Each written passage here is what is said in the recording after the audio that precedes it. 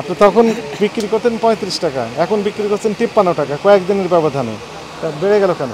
লেখাপড়ার সাথে এতে সম্পর্ক নেই। আপনি তো লিখতে পারছেন তো, যে লেখা তো সুন্দর।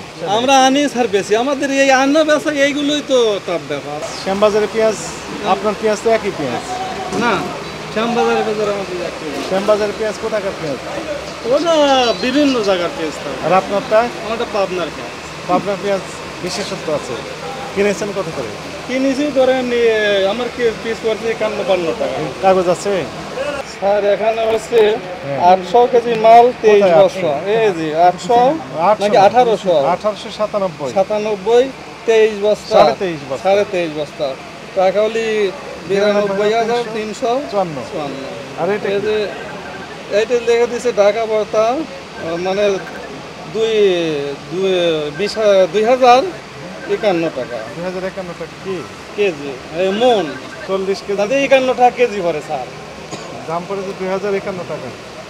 2051 টাকা মন পড়ে, মন পড়ে কেজি হয় লিখে 51 টাকা, 4 না 53 টাকাও বেশি নেই স্যার, কেবলই বেশি দেন 52 টাকা বেশি, কেবলই বেশি টাকা লিছি 52 টাকা বেশি। এ তো 19 সালের ঘটনা।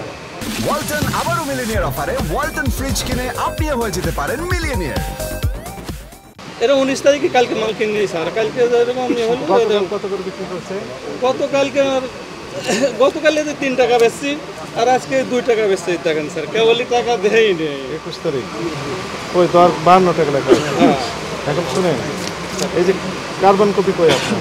স্যার ওগুলো আমি বলতে আপনি মূর্খ মানুষ, টাকা তো শিখিয়ে চলে পারি।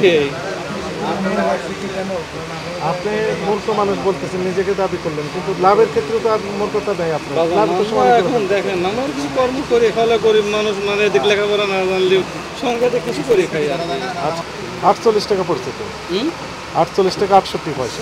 48 টাকা 68 বস্তা স্যার, গাড়ি ভাড়া একটা বস্তার হলে 25 টাকা, আর স্যার এখানকার একটা বস্তার খরচ হলে 100 টাকা। তাহলে তাহলে মানে বস্তা 2 মন আসে, 2 মন 125 টাকা আবার খরচ দেন। গতকাল কত কোনো কার্বন কপি রাখেন না? এটা লেখছে কি? একটু কমেই লেখা আপনি লেখাপড়া জানেন না বললেন। কোনো রকম মানে অন বন্ধ লেখাপড়া খালি ওইটাই লিখতে চাই স্যার, আমি নামও লিখতে পারি না। আপনি তো সমানে লিখছেন, তো কার্বন কপি রাখছেন না কেন? কার্বন কপি রাখতে তো লেখাপড়ার দরকার নেই। তাহলে আমরা ভেরিফাই করতাম যে গত সপ্তাহে কত ছিল, গতকাল কত ছিল, আজকে কত বিক্রি করছেন।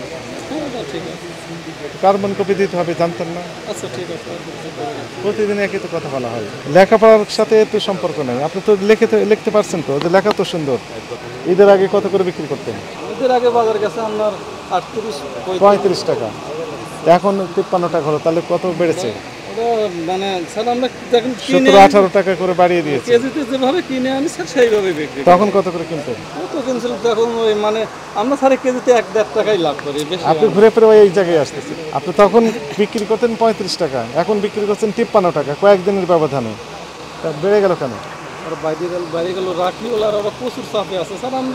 আমরা তো ভালো ফ্রেশটা আনতেই পারি না রাখিওয়ালা স্যার, আমরা নর্মালটা আনি। ওই তো চাপে আমরা ফ্রেশটা কিনতেই পারি না।